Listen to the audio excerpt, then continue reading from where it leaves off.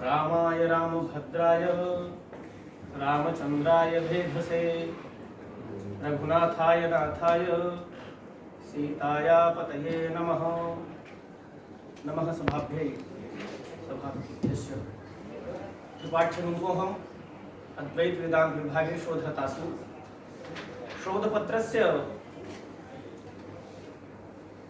शोधपत्रं सम्यक्तया अवगमनाय हिंदी भाषायां वचामि। शोधपत्र का विषय है भारतीय ज्ञान परंपरा। भारतवर्ष संसार के सभ्य देशों में सबसे सभ्य, सबसे प्राचीन और सभी में अग्रगण्य है। उसका भारत यह नाम, जहाँ एक और भरतस्य इदं महाराज भरत द्वारा संगठित उनकी अनुकरणीय नीतियों पर परिचालित राष्ट्र के रूप में अनवर्थ है, वहीं दूसरी ओर भा ज्ञान में रत संलग्न तत्व ज्ञान के अर्जन में निरंतर सन्नद्ध लगा हुआ, इस अर्थ में भी अनवर्थ है। उसकी पहली अनवर्थता उसके उस प्राचीन वैज्ञानिक समाज रचना से प्रमाणित होती है जो वर्णाश्रम व्यवस्था के नाम से सुविदित है और जो आज भौतिक विज्ञान के उत्कर्ष के इस मध्याह्न काल में भी अपना सिर उठाए हुए है। और दूसरी अनवर्थता इस राष्ट्र के विद्या प्रेमी सज्जनों की उस चिरंतर ज्ञान साधना से प्रभावित होती है जिसके फलस्वरूप संस्कृत भाषा के माध्यम से उच्च कोटि की अनेक शास्त्र आज भी हमें उपलब्ध हो रहे हैं, क्योंकि प्राचीन समय में प्रचार प्रसार एवं उपयोग की भाषा संस्कृत ही थी। राष्ट्रीय शिक्षा नीति में भारतीय ज्ञान परंपरा के अध्ययन अध्यापन पर विशेष बल दिया गया है। नई पीढ़ी को भारतीय ज्ञान परंपरा से जोड़ने की दिशा में यूजीसी ने गंभीर पहल की है। प्रत्येक विषय या कोर्स में भारतीय ज्ञान परंपरा से संबद्ध ऐसी बातों को जोड़ा जा रहा है जिनसे नई पीढ़ी में भारतीय होने का गौरव बोध जागृत होगा। वस्तुतः देखा जाए तो मैकाले द्वारा प्रवर्तित शिक्षा व्यवस्था की आलोचना हम वर्षों से नहीं, कई दशकों से करते आ रहे हैं और विरोध सुन भी रहे हैं और कर भी रहे हैं। तमाम शिक्षाविदों ने उनके दुष्प्रभावों पर प्रकाश डाला है। अंग्रेजों ने सदियों से चली आ रही भारतीय ज्ञान परंपरा की न केवल उपेक्षा की है, बल्कि यथासंभव से नष्ट, भ्रष्ट एवं पूरी तरीके से उथल पुथल करने का प्रयास किया है।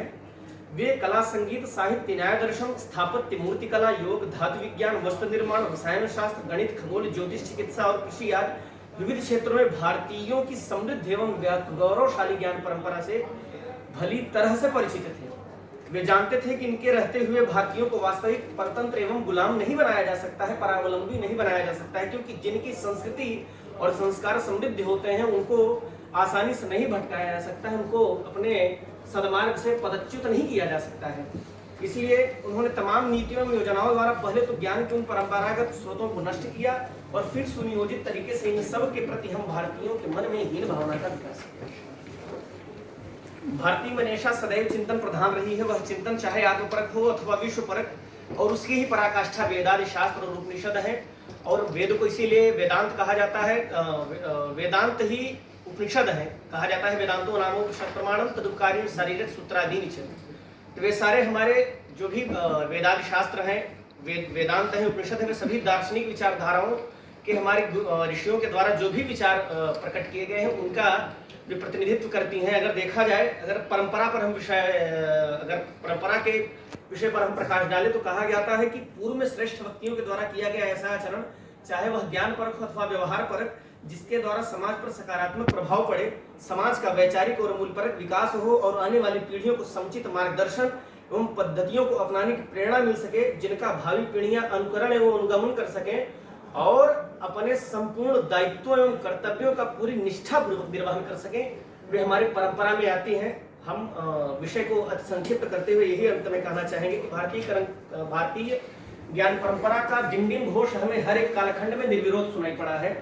और हमारी इस प्रकार की अगर भारतीय ज्ञान परंपरा की सबसे उदात्त भावना है वह देखने को मिलता है कि अयम निजः परो वेति गणनाम लघुचेतसाम उदार चरिता नाम तो वसुधैव कुटुंबकम महाउपनिषद के इस वाक्य को पूरी तरीके से चरितार्थ करते हुए हम इस प्रकार से इतनी उदात्त भावनाओं से संयुक्त हैं, क्योंकि संपूर्ण धरा वसुंधरा को अपना परिवार मानते हैं। और इसीलिए हम कहीं भी किसी भी, मैं यह दावे के साथ कह सकता हूँ, किसी भी अन्य मत या अथवा पंथ में इस प्रकार की उदात्त भावनाएं नहीं है जिसमें संपूर्ण धारा को अपने परिवार माना जाता हो, जो हमारे संस्कृत के वांग्मय में संपूर्ण पूरी तरीके से निहित और उद्भावित है। और राष्ट्रीय शिक्षा नीति में अगर देखा जाए तो प्रधानमंत्री जी के इन सभी जो भी उनके संकल्प हैं उनको पूरा करने के लिए तमाम प्रकार के शिक्षा संस्थान लगे हुए हैं और समय समय पर प्रकल्पों का आयोजन कर रहे हैं। और भारतीय ज्ञान परंपरा में जो वैदिक और उपनिषद काल में थी वह बौद्ध और जैन काल में भी रही है। विभिन्न विश्वविद्यालयों की स्थापना और शिक्षा व्यवस्था से स्पष्ट परिलक्षित होता है कि इनका लोप विगत 200 से 3 वर्षों में हुआ है। भारतीय शिक्षा के इतिहास पर दृष्टिपात करने से ज्ञात होता है कि प्राचीन काल में शिक्षा का मूल उद्देश्य ज्ञान की प्राप्ति रहा है। इस उद्देश्य के अनुरूप शिक्षा का स्वरूप और विषय निर्धारित किए जाते थे।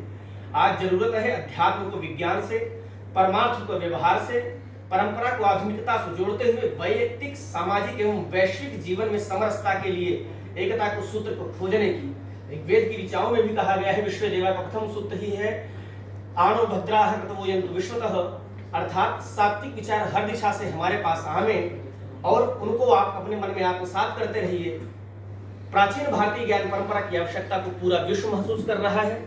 आवश्यकता है कि हम इन सभी विस्तृत विचारों पर मंथन करें, समझें और उसको अपने जीवन में क्रियान्वित करें। Thank you. भूयशः धन्यवाद।